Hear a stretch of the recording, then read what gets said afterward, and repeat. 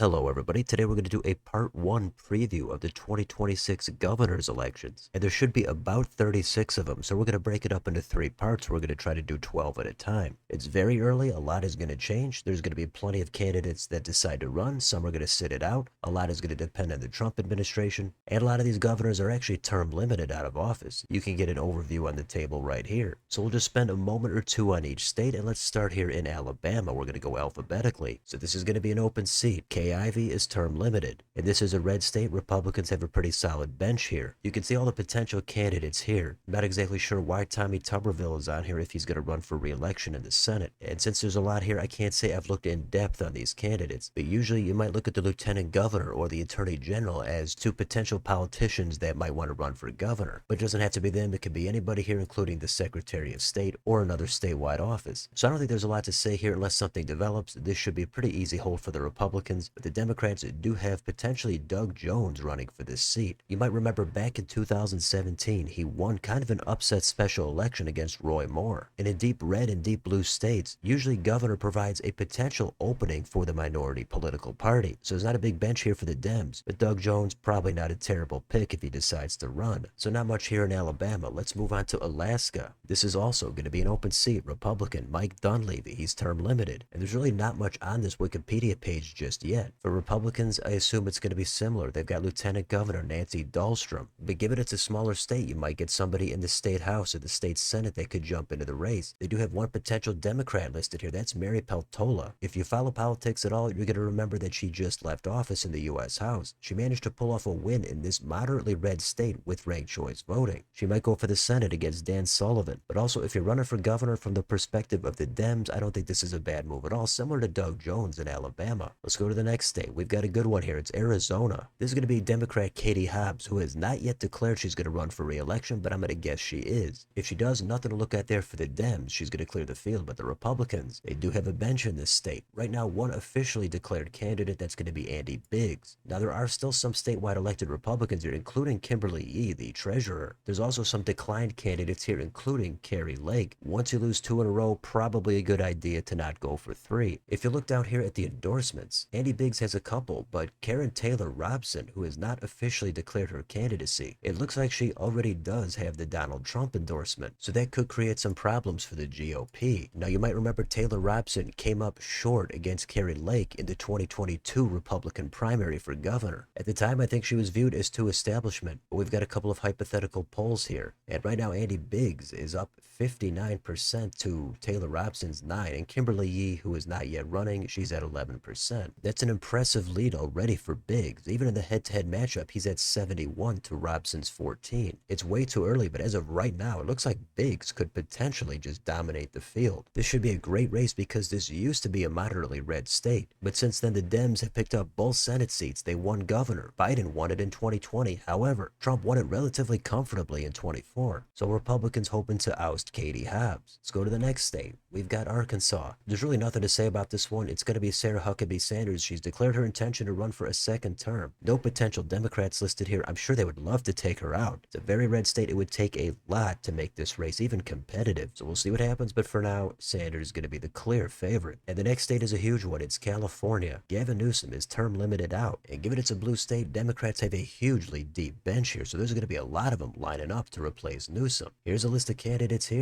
And these are the ones that have already officially declared. Plenty of other ones could potentially jump into the race. Two notable ones here might be Katie Porter. She's from outside the establishment. She ran for the Senate in 24. She did not make it to the general election. Then maybe the elephant in the room here is going to be Kamala Harris. She needs no introduction, but as of right now, she is kind of out of a job. Now, if she got into the race, would she clear the field? I don't think so. Her loss to Trump, I think, makes her clearly vulnerable. If she did, I think she would have to compete in a primary. But California does do the top 2 blanket primary. So it's 2 candidates regardless of political party that make it to the general. Now, I'm not going to say Harris could not make it competitive because maybe she could. But given she has the fresh stain of defeat, I would not at all be surprised if she finished 3rd or 4th in a primary. So a ton of candidates here for the Dems. But what about the Republicans? Well, there's a few here. There's not any high-profile candidates just yet. The ones listed here are going to be Brian Dahle, who ran for governor back in 22. You've got Steve Hilton, and you've got Caitlyn Jenner. That might be the highest profile candidate if that happened. You've also got Nicole Shanahan here listed as a potential candidate for no party preference. So the endorsements are going to start to rack up. You could see some of them here here. And some of these candidates have already been in this race a little while now, so they've had time to prepare. You've got Hillary Clinton here already endorsing the state's lieutenant governor, so that might be an asset or a liability. But given how blue the state is, it's expected that any Democrat would be able to win here. Some have speculated that maybe the political winds might be shifting in this state, especially after the recent wildfires. It's entirely possible that given it's an open seat, something crazy could happen if a Republican candidate with a wide enough appeal somehow surges. If it happens at the right time, like with Arnold Schwarzenegger a couple of decades ago, then anything could happen. But until then, the Democrats are going to be heavily favored. There's just no other way around it. Let's go to the next state. We've got Colorado. It's another state where it's going to be an open seat. Jared Polis, he's term limited. And this state has kind of gone blue off a cliff. So the Democrats are going to have to dip into their bench, and it's deep. Plenty of potential statewide officials and from the U.S. House. One declared candidate right now, that's Phil Weiser. He's the current AG. There's an early poll here from back in December. And given that Joe Neguse tops out at 20%, I don't think we've begun to see this race heat up yet. Now, it's a fairly blue state, but there's a small opening here for the Republicans, but they don't have a huge bench here anymore. There are a couple of declared candidates here. You might have Barbara Kirkmeyer get into the race as well. It's been a while since a Republican was elected governor in Colorado. It's been even less recently than California. So maybe the state is due for a change, but I think it's far more likely that the Dems are going to hold on here, but we'll see what happens. Next state, Connecticut. So Democrat Ned Lamont is not term limited here, but he's already served 2 terms. He could run for 3. Just like the last couple of states, it is a blue state. Democrats obviously have a bench here. Some of these are conditional depending on if Ned Lamont runs for that 3rd term. If he doesn't, then you're going to probably see a competitive primary. Like in any state, the opposing party should not just sit this one out. Republicans should put up a serious candidate. It's not going to be yet another rematch with Bob Stefanowski. He's not even listed here as a potential candidate. Again, it's way too early here. First, we got to see if Lamont runs. If he doesn't, then the focus is going to be on the Dems. Republicans are mostly going to be an afterthought here until something changes. Let's keep it moving. We've got Florida. This is kind of the inverse of California. This is a red state, and it's an open seat. Ron DeSantis, he's term limited. Most of the focus is going to be on the Republican side. And this is a state where the GOP has a significant bench. No one's listed here as officially having declared their candidacy, but I know Byron Donalds has expressed a lot of interest, and I think he is going to run. You could have Matt Gaetz decide to get into the race as well, and that could be an ugly primary if it happens. But Donalds has been considered an up-and-comer in the Republican Party. You think he has appeal with the base? He's definitely on Trump's good side. He served in the House for a few years now. He might be looking to expand to a new office. The Senate is not open at the moment. Governor seems like a viable opportunity if you're Donalds and if you're the Republicans looking to hold this seat. Given how red the state has gotten, I think almost any Republican would end up being favored to win, even if it was Matt Gaetz. I've gotten a little tired of underestimating how strong the Republicans actually are when Election Day finally rolls around. You've also got Ashley Moody here, who just got appointed to the Senate as a potential candidate. And for whatever reason, there's only one endorsement here, and that is